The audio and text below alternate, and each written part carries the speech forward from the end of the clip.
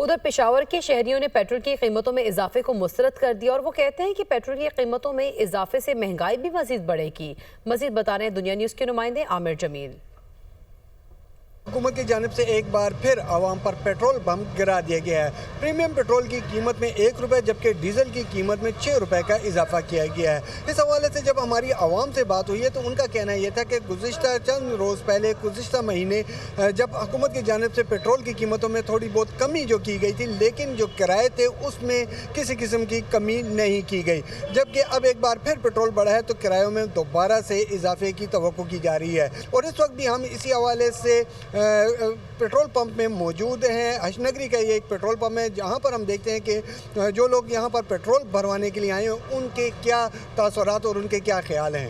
Petrol کی قیمت کے ساتھ یہ ڈسپوزیبل گلاس جو ہے نا پلاسٹک کی قیمتیں بھی بڑھ جاتی ہے اس سے، اور اس طرح ہمارے جو ہم ڈیلیوری کرتے تو ہم پھر جو یہ مال بیچتے تو اس میں بھی ہم اس کے پرائسز تھوڑے بڑھا دیتے تھے، اس پہ خرچہ زیادہ ہو جاتا ہے اس پہ۔ عوام کا کہنا یہ ہے کہ ان کی آمدن جو ہے وہ کم ہے جبکہ اخراجات جو ہیں وہ زیادہ ہیں اور پیٹرول کی قیمتیں بڑھنے سے ان کے مسائل میں اضافہ ہو جاتا ہے۔ جی